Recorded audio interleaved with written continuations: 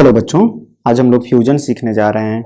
क्या है फ्यूजन? अच्छा, इसका बैकग्राउंड क्या है? आशा करता हूं कि इससे पहले का जो टॉपिक है जैसे कि फिशन क्या होता है वो आप ऑलरेडी पढ़ रखे हैं और उसमें जितने भी थियरीज बताए गए हैं उसका बहुत सारा यहाँ पर यूज हम लोग करेंगे फ्यूजन को समझने के लिए।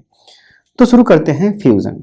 और एक बार और मैं सबको बताना चाहता हूँ कि कहीं भी आपको किसी फिजिक्स में या केमिस्ट्री मैथ्स में कहीं भी आपको प्रॉब्लम हो तो परम गुरु ऐप जो है उसके डाउट फैसिलिटी का यूज करके डाउट बटन पर क्लिक करके और डाउट जरूर अपना पोस्ट करें, आपको इमीडिएट सोल्यूशन उसका मिल जाएगा। वीडियो सोल्यूशन, ऑडियो सोल्यूशन, कुछ भी मिल जाएगा। ठीक है, तो शुरू करते हैं फ्यूजन।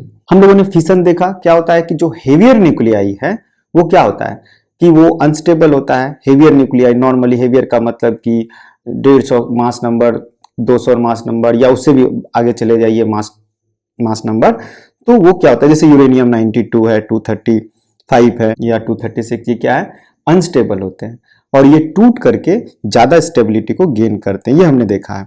ठीक उसी तरह से जो लाइटर न्यूक्लियाई है वो भी अनस्टेबल होते हैं, वो भी नहीं रहना चाहते हैं बहुत छोटे से छोटे एकदम लाइटर न्यूक्लियाई में।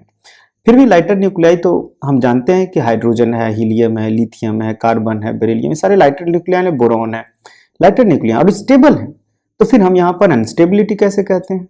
उसका रीजन है कि ऐसा नहीं कह रहे हैं कि लाइटर न्यूक्लियाई अनस्टेबल है, लेकिन लाइटर न्यूक्लियाई अगर फ्यूज हो जाए एक दूसरे में और वो थोड़ा सा हेवियर न्यूक्लियाई में बदल जाए, जैसे कि हाइड्रोजन हाइड्रोजन फ्यूज होकर के कुछ और बन जाए, ड्यूटेरियम बन जाए या हीलियम बन जाए, तो ये पॉसिबल है और ये ज्यादा स्टेबल होता है। और इसका रीजन क्या होता है कि रेस्ट मास एनर्जी अगर आप देखिएगा तो रेस्ट मास घटता है और जो कि हेवियर न्यूक्लियस के बाइंडिंग एनर्जी के फॉर्म में रिलीज होता है। रेस्ट मास जो है ना वो घटता है। जब भी हमें पता है कि इक्वेशंस में अगर रेस्ट मास, किसी भी न्यूक्लियर इक्वेशन में अगर रेस्ट मास एनर्जी घटता है तो इसका मतलब कि वो लो स्टेबिलिटी से हाई स्टेबिलिटी की तरफ गया है। ये चीज होता है। तो फ्यूजन में भी ऐसी होता है। तो सबसे पहले ये जान लेते हैं कि in both fusion and fission what is happening, rest mass energy is reduced and energy is produced. ठीक है, so in both fusion and fission energy is produced. ठीक है, ये चीज क्लियर हो गया कि दोनों में ही एनर्जी प्रोड्यूस होता है। और रीजन ये भी क्लियर हो गया कि रेस्ट मास एनर्जी घटता है इसलिए एनर्जी प्रोडक्शन होता है।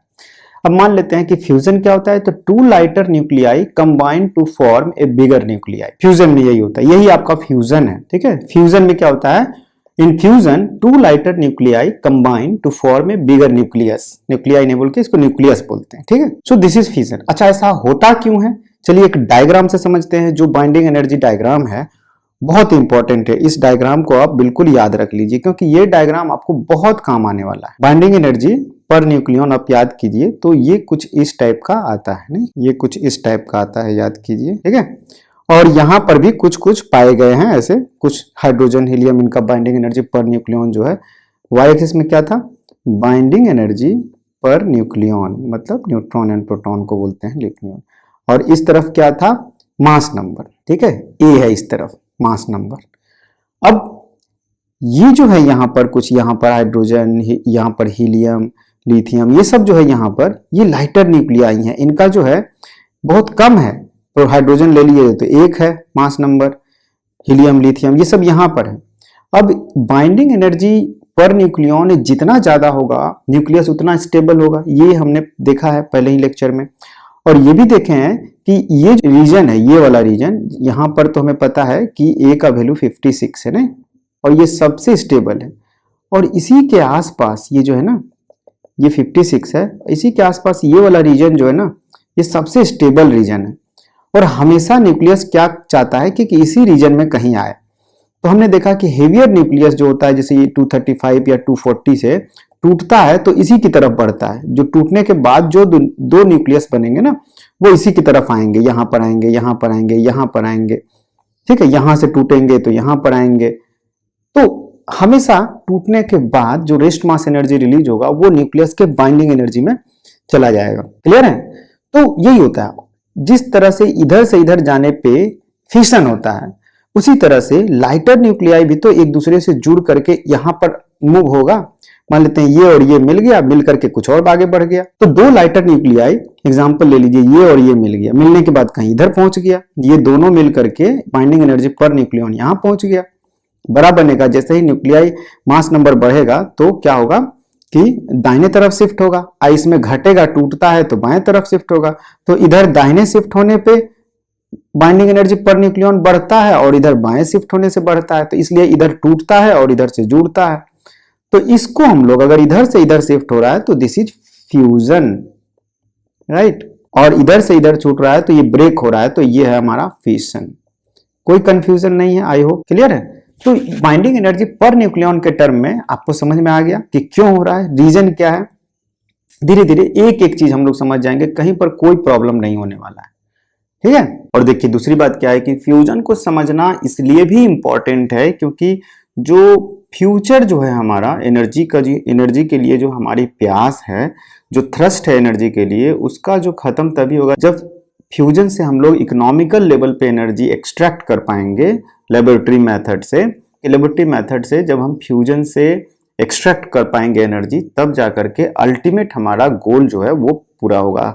क्यों? क्योंकि जो अभी जो नेचुरल सोर्स ऑफ एनर्जी जो कि सन है, उसमें कुछ और नहीं बल्कि फ्यूजन ही हो रहा है। हाइड्रोजन हाइड्रोजन मिल करके हीलियम बन रहा है, हम लोग छोटे से पढ़ते आ रहे हैं। तो जो मैक्सिमम अभी पूरी दुनिया का जो थ्रस्ट है वो फ्यूजन के ऊपर में है।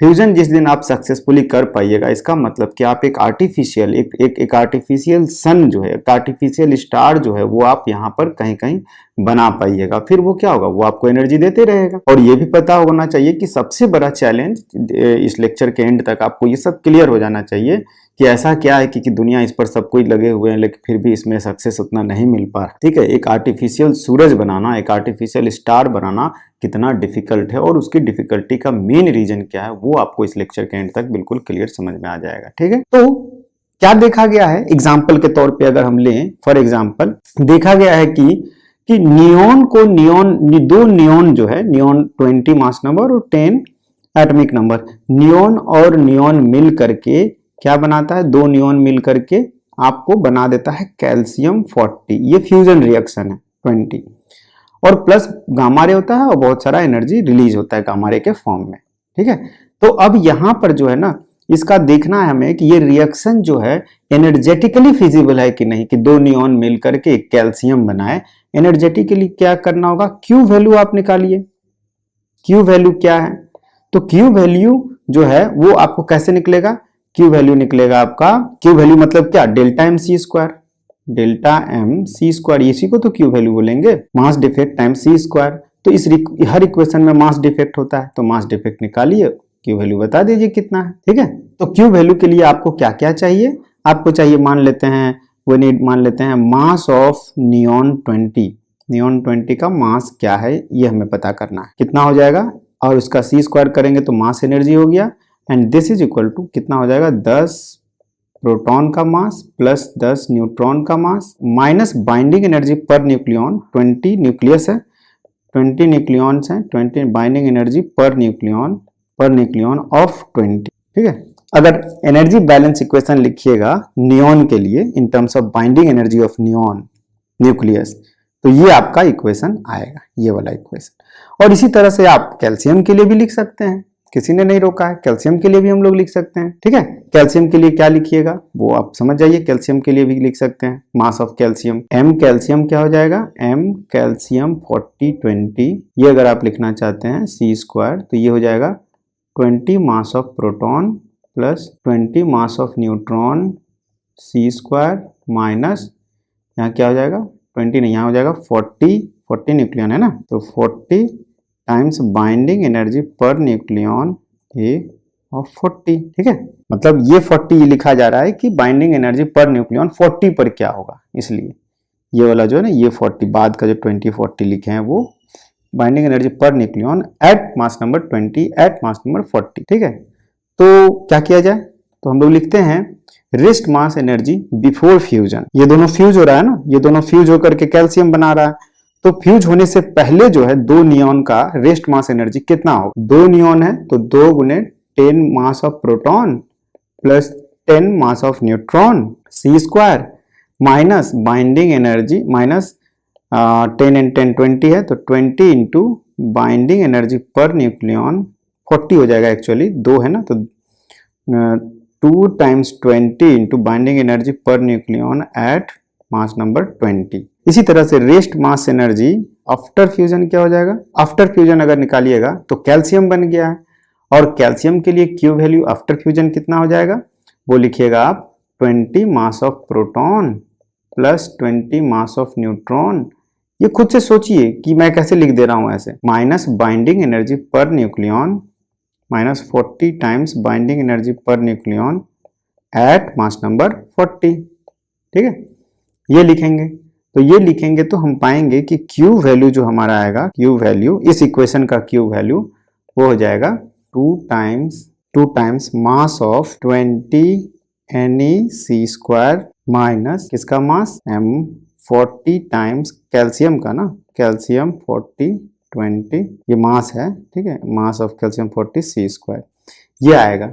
और ये आपका बाइंडिंग एनर्जी के टर्म में यहाँ से वैल्यू लिख दीजिए, इसका वैल्यू और इसका वैल्यू यहाँ पे पुट कर दीजिए और सॉल्व करिए और ले लीजिए binding energy per nucleon at mass number 20 का वैल्यू ले लीजिए जो होता है एक्चुअली में, इसका वैल्यू रख दीजिए, और binding energy per nucleon at E = 40 ये लीजिए, इनका वैल्यू रख दीजिए, ठीक है, टेबल से देख करके। तो ये देखा गया है 23 मेगा इलेक्ट्रॉन वोल्ट आता है। इसका क्या मतलब हुआ कि Q वैल्यू ग्रेटर देन 0 आया, पॉजिटिव आया, तो मतलब एनर्जेटिकली ये रिएक्शन फिजिबल है। ठीक है, इसका मतलब कि फ्यूजन रिएक्शन जो है वो एनर्जेटिकली फिजिबल है। ठीक है, न्यूक्लियर फिशन के पास सबसे ज्यादा बड़ा चैलेंज क्या है, न्यूक्लियर रिएक्शन जो हो रहा है, what is the main challenge? Nuclear fusion reactions are very difficult to perform, very difficult to form, not yet commercially achieved. Reactors, nuclear fusion reactors are very difficult to form. हम लोगों ने देखा कि nuclear reactor जो होता है, जितने भी वर्ल्ड में, इंडिया में आज के डेट में जो न्यूक्लियर रिएक्टर यानी कि जो पावर प्लांट्स है यूरेनियम बेस्ड या और भी दूसरे बेस्ड, वो न्यूक्लियर फिशन के ऊपर में बेस्ड है, न्यूक्लियर फ्यूजन के ऊपर में बेस्ड नहीं है। ठीक है, और सबसे अजीब चीज ये है कि जो सन से जो जितने भी स्टार्स हैं या सन है जो हमारा स्टार है, उसमें जो एनर्जी प्रोडक्शन का जो मेन रीजन है वो न्यूक्लियर फिशन नहीं बल्कि न्यूक्लियर फ्यूजन है। उसमें क्या होता है, फ्यूजन होता है, सब हम लोग पढ़ेंगे अभी। ठीक है, now the challenge is nuclear fusion reactors are very difficult to form. ऐसा रिएक्टर बनाना बहुत मुश्किल है न्यूक्लियर फ्यूजन। क्यों? इसका रीजन ये है कि हमें पता है कि जो न्यूक्लियस है, मान लेते हैं हाइड्रोजन ही ले लेते हैं, दूसरा का छोड़ते हैं, हाइड्रोजन के अंदर में बड़ा सा दिखाते हैं थोड़ा, मान लेते हैं ये एक हाइड्रोजन का एटम है, इसके चारों तरफ इलेक्ट्रॉन है, और न्यूक्लियस तो बहुत छोटा है, बहुत छोटा, इतना छोटा सा दिखा देते हैं, और इसके अंदर में प्रोटॉन है। इसी तरह से दूसरा हाइड्रोजन एक होगा बगल में, ठीक है, ये दूसरा हाइड्रोजन हो गया, और ये इलेक्ट्रॉन है, चक्कर लगा रहा है, और इसके सेंटर में न्यूक्लियस है बहुत छोटा सा, ठीक है, बड़ा सा दिखा रहे हैं। तो ये जो डायमीटर होगा ये 10⁻⁻10 मीटर के आसपास होता है। एटॉमिक रेडियस जो है हम देखा है 10⁻⁻10 मीटर के आसपास है। और ये जो रेडियस है, ये छोटा सा जो रेडियस है न्यूक्लियस का रेडियस, ये कितने के बराबर होता है, ये 10⁻⁻15 के बराबर होता है, और न्यूक्लियर फोर्स इसी रेंज में आने पे एक्ट करता है। तो इनको फ्यूज कराने का मतलब है कि एक को दूसरे के अंदर में घुसाना, एंटर कराना, एक को दूसरे के अंदर में एंटर कराना। और इसके लिए क्या करता है ना, बहुत डिफिकल्ट टास्क है, इसको इधर ले आना है, एक दूसरे के नजदीक लाना है, मतलब सिचुएशन कुछ इस टाइप का बनाना है। ये हो गया, यहां पर न्यूक्लियस है, और दूसरे न्यूक्लियस को भी इसी न्यूक्लियस में अंदर डालना है। फ्यूजन में सबसे बड़ा चैलेंज यही है। ये दूसरा न्यूक्लियस यहां आ गया, और इनको ठीक 1 फेम्टोमीटर के रेंज में लाना है, 10⁻⁻15 में, मतलब 1,00,000 गुना उसको अंदर में कंप्रेस करना है। क्यों? आने नहीं देगा। क्यों नहीं आने देगा? क्योंकि इलेक्ट्रॉन एक दूसरे को रिपेल करेगा, है कि नहीं, और यहां भी पॉजिटिव चार्ज, यहां भी पॉजिटिव चार्ज, ये भी एक दूसरे को रिपेल करेगा। ठीक है, तो पॉजिटिव चार्ज एक दूसरे को रिपेल कर रहा है, नेगेटिव चार्ज यहां पर एक दूसरे को रिपेल कर रहा है। ठीक है, आप कह सकते हैं कि सर पॉजिटिव नेगेटिव अट्रैक्ट भी तो कर रहा है, कोई बात नहीं है, लेकिन जब न्यूक्लियस एक दूसरे के क्लोज आएंगे, इलेक्ट्रॉन का कोई महत्व नहीं रह जाता है। उस समय जो है ना, न्यूक्लियस एक दूसरे के क्लोज आ रहे हैं, तो जो प्रोटॉन का रिपल्सन है वो बहुत अच्छा तगड़ा होता है, लेकिन कब तक? जब तक कि वो फेम्टोमीटर के नजदीक नहीं आया है। लेकिन जैसे ही वो फेम्टोमीटर के नजदीक आ गया, इस डिस्टेंस में आ गया, वैसे ही कूलम्ब रिपल्सन जो है वो उतना इंपॉर्टेंट नहीं होता है जितना क्या है न्यूक्लियर फोर्स अट्रैक्शन है। तो किसी तरह से कोई उपाय करके दो न्यूक्लियस को इतना क्लोज लाना पड़ेगा, 1 फेम्टोमीटर के नजदीक लाना पड़ेगा। उसके बाद फिर कूलम्ब रिपल्सन काम नहीं कर पाता उतना जितना न्यूक्लियर फोर्स अट्रैक्टिव फोर्स काम करता है, और फिर वो क्या होता है, किसमें बदल जाएगा, फिर वो नया न्यूक्लियस बन जाएगा, मतलब फ्यूजन रिएक्शन कंप्लीट हो जाएगा। तो सबसे बड़ा डिफिकल्ट टास्क क्या है, इसको एक दूसरे के नजदीक लाना फ्यूज कराने में। और कोई भी हीट करके टेम्परेचर बढ़ा करके कितना भी कर लीजिए आप, एटॉमिक न्यूक्लियस को भगा दीजिए, ये इलेक्ट्रॉन भाग जाए चला जाए कहीं भी, बट इसको इतना नजदीक नहीं लाया जा सकता है, बहुत मुश्किल होता है। और आज के डेट में भी साइंटिस्ट लोग इसी पे रिसर्च कर रहे हैं कैसे नजदीक लाया जाए फ्यूजन कराने के लिए। एक बार इस डिस्टेंस में आ गया तो ऑटोमेटिक फ्यूजन हो जाएगा, ठीक है, क्योंकि न्यूक्लियर फोर्स काम करना शुरू कर देगा। इसका अगर हम लोग थोड़ा सा अगर ग्राफ ड्रॉ करें, एनर्जी वर्सेस इसका एक रफ ग्राफ आइडिया दे रहे हैं, तो जब डिस्टेंस उनके बीच में काफी ज्यादा है तो क्या हो रहा है, ये देखिए डिस्टेंस घट रहा है, डिस्टेंस घट रहा है, ये न्यूक्लियर फोर्स, ऊपर में एनर्जी है, ऐसे ऐसे ऐसा डायग्राम आपको मिलेगा, समझ रहे हैं। ये एनर्जी डायग्राम है, distance between the nucleus r ले लेते हैं, दोनों के बीच का डिस्टेंस। और ये किसकी वजह से, ये कूलम्ब रिपल्सन की वजह से, ठीक है, ये कूलम्ब रिपल्सन की वजह से, ये हमने पोटेंशियल एनर्जी दिखाया है, potential energy of coulomb force की वजह से जो पोटेंशियल एनर्जी है, ठीक है, वो पोटेंशियल एनर्जी क्या हो रहा है, बढ़ रहा है। देख रहे हैं, ये जैसे जैसे नजदीक आ रहा है कूलम्ब रिपल्सन बढ़ते जा रहा है, कूलम्ब रिपल्सन बढ़ रहा है बढ़ रहा है बढ़ रहा है बढ़ रहा है। जब एकदम डिस्टेंस कम हो जाएगा फेम्टोमीटर तो अचानक से घट जाएगा। और ये अचानक से घटना जो है ना, ये इतना घटना, यही यहाँ पर जब बताता है कि जब कूलम्ब रिपल्सन जो है वो नहीं रह करके अट्रैक्टिव फोर्स बन जाता है फिर वो, क्योंकि न्यूक्लियर रेंज में आ गया है वो। क्लियर हो गया। तो सबसे बड़ा डिफिकल्ट टास्क क्या हो जाएगा, ये समझ में आ गया आपको, बहुत डिफिकल्ट होता है, इसलिए न्यूक्लियस को ले जाना हम लोग हीट कर सकते हैं, हीट करके कितना टेम्परेचर 10,000 6,000 20,000 50,000 टेम्परेचर कर सकते हैं, लेकिन इसको ही इतना क्लोज लाने के लिए देखेंगे अभी थोड़ी देर में कि कितने टेम्परेचर की जरूरत, करोड़ डिग्री सेल्सियस टेम्परेचर की जरूरत पड़ती है, उससे भी ज्यादा। तो एक ये कॉन्सेप्ट क्लियर हो गया कि फ्यूजन बहुत डिफिकल्ट होता है कराना, लैब में बिल्कुल ही बहुत सोफिस्टिकेटेड, और पूरी दुनिया में कहीं कहीं ऐसे लैब हैं जहां पर फ्यूजन रिएक्शन को अंजाम दिया जाता है, वो भी इकोनॉमिकल लेवल पे नहीं, बल्कि केवल लैब टेस्टिंग के लिए, केवल लैब में दिखाने के लिए कि न्यूक्लियर, ठीक है, उसके और भी बहुत सारे एस्पेक्ट को हम लोग देखेंगे। बस यहाँ पर ये कॉन्सेप्ट क्लियर हो गया, जो हम समझाना चाहते हैं वो ये कि न्यूक्लियर फ्यूजन बहुत डिफिकल्ट होता है, और रीजन समझा दिए। Fusion occurs when lighter nuclei come very close, इसका मतलब क्या हो गया, वेरी वेरी क्लोज लिखते हैं, ठीक है, वेरी वेरी क्लोज टू 1 फेम्टोमीटर के, मतलब एट द ऑर्डर ऑफ फेम्टोमीटर बोल लीजिए, 10 to the power of -15 के ऑर्डर में आ जाता है, ठीक है, 10 to the power of -10 metre के रेडियस में, और हमको कितना चाहिए, इसको 10 to the power of -15 तक क्लोज लाना है। तो 1 lakh 10 to the power of 5 times 1 lakh times, ऐसे बोलिए 1 लाख टाइम, थोड़ा फील लीजिए, 1 लाख टाइम इसको कंप्रेस करना है, एटॉमिक रेडियस के अंदर में घुस जाना है एक दूसरे के एटम में, तब जाकर के क्या होगा, फ्यूजन हो सकता है। इसके लिए बहुत मतलब कि ऐसे हैं कि nuclear accelerator can give to some extent, easily तो नहीं, लेकिन nuclear accelerator can give 23 mega electron volt kinetic energy, जो कि चाहिए उसको, किसको, जैसे नियॉन की बात कर लेते हैं तो 23 मेगा इलेक्ट्रॉन वोल्ट एनर्जी दिया जा सकता है। न्यूक्लियर फ्यूजन कैसे किया जाए, तो उसके लिए क्या है कि दोनों जो एटम्स हैं, दोनों जो न्यूक्लियस हैं, उनको हाईली एक्सेलरेट करा दीजिए, बहुत ज्यादा एक्सेलरेट करा दीजिए, इतना ज्यादा एक्सेलरेट करा दीजिए कि वो, ठीक है, वो जाए और एक दूसरे के न्यूक्लियस के पास चला जाए। तो ऐसे एक्सेलरेटर हैं दुनिया में, अवेलेबल हैं, लेकिन वो इकोनॉमिकल नहीं है, ठीक है, इकोनॉमिकल इतना नहीं है, क्योंकि उसको आप बना लीजिए और उससे जो एनर्जी निकलेगा वो ज्यादा एनर्जी निकलेगा, तभी ना इकोनॉमिकल कहिएगा, ठीक है। 10 रुपया खर्चा करके अगर 5 रुपया उससे निकालते हैं तो वो इकोनॉमिकल नहीं हुआ, 10 रुपया खर्चा करके 20 12 11 कुछ भी निकालिएगा तब ना इकोनॉमिकल कहलाएगा। Today it is possible to accelerate nucleus, वो इकोनॉमिकल नहीं है, जितना एनर्जी आप देते हैं 23 मेगा इलेक्ट्रॉन वोल्ट एक्सेलरेट करने के लिए, उससे कम ही एनर्जी आप फ्यूजन के बाद निकाल पाते हैं, तो ये इकोनॉमिकल नहीं हुआ, ये केवल एक्सपेरिमेंटल हुआ, ठीक है। So nucleus accelerator can give up to 23 mega electron volt, ये चीज क्लियर हो गया। Another method is by plasma technology. उसमें क्या करते हैं, एटम्स क्या है, जितने भी इलेक्ट्रॉन्स हैं उसके सेल्स में सब एक एक करके बाहर निकाल देते हैं, हीट करते जाइए, इलेक्ट्रॉन्स बाहर निकल जाते हैं, तो क्या बच जाता है, केवल न्यूक्लियस बच जाता है। अब केवल न्यूक्लियस जो बच गया उसको थोड़ा क्लोज लाना कंपेरेटिवली इजी है, इलेक्ट्रॉन से इलेक्ट्रॉन रिपल्सन हट गया, तो केवल 1 फेम्टोमीटर 1.2 फेम्टोमीटर का डिस्टेंस का ही न्यूक्लियस को आपस में एक दूसरे के पास आना है, ठीक है। लेकिन उसको हीट करके मतलब सबसे पहले तो प्लाज्मा बनाते हैं और प्लाज्मा का नजदीक लाना कंपैरेटिवली इजी होता है। So another method is plasma, that is by heating. Plasma का मतलब समझ गए, when all the electrons had been ripped off the atom, all the electron, सारे इलेक्ट्रॉन्स एटम्स के अंदर से हटा दिए गए हैं, तो जो न्यूक्लियस बच गया, बहुत सारे जो न्यूक्लियस एक साथ में है, उसी को हम लोग प्लाज्मा बोल रहे हैं। इसको हम लोग क्या करते हैं, प्लाज्मा बाय हीटिंग, इसको बोलते हैं थर्मोन्यूक्लियर फ्यूजन। फिर आप सोचिएगा ये तो बहुत आसान है, फिर क्यों हम एक्सेलरेटर और इसकी बात करते हैं, हम हीट ही कर देते हैं। लेकिन ये नहीं सोचे कि कितना ज्यादा हीट करना पड़ेगा आपको, ठीक है।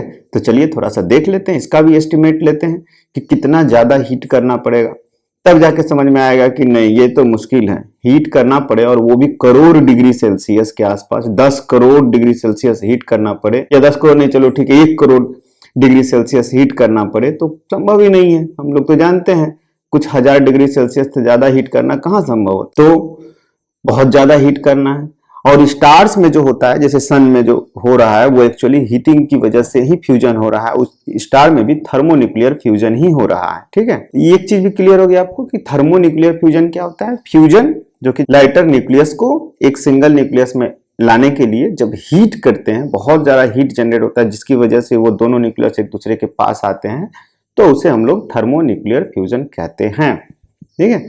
अब रूम टेम्परेचर पे जो अगर हीट किया है, रूम टेम्परेचर अगर हीट ले लीजिए 300 केल्विन के आसपास, तो उस समय जो उसका कोरस्पॉन्डिंग काइनेटिक एनर्जी जो है मॉलिक्यूल्स का, एटम्स का, वो कितना है, वो देखा गया है कि बहुत कम होता है। तो एट रूम टेम्परेचर जो काइनेटिक एनर्जी होता है ना, के उसका वैल्यू लगभग आया है 0.027 इलेक्ट्रॉन वोल्ट, बहुत कम, बहुत आपको मेगा इलेक्ट्रॉन वोल्ट में चाहिए, यहाँ तो इलेक्ट्रॉन वोल्ट का भी बहुत कम आ रहा है। लेकिन आपको कितना चाहिए, आपको चाहिए करीब करीब, अगर हम सन की बात करें कि सन में कौन सा रिएक्शन हो रहा है, तो सन में जो भी रिएक्शन हो रहा है, अभी हम लोग देखेंगे कि सन में जो हाइड्रोजन प्रोटॉन मिलकर के हीलियम बनता है, उस रिएक्शन को थर्मोन्यूक्लियर रिएक्शन अगर कराना है उसमें, तो 150 किलो इलेक्ट्रॉन वोल्ट चाहिए। कितना चाहिए, 150 किलो इलेक्ट्रॉन वोल्ट के आसपास चाहिए, मेगा इलेक्ट्रॉन वोल्ट नहीं, यहाँ पे किलो या 0.15 मेगा इलेक्ट्रॉन वोल्ट बोल सकते हैं, कम चाहिए, ठीक है। In the sun fusion require 150 kilo electron volt के आसपास, ठीक है,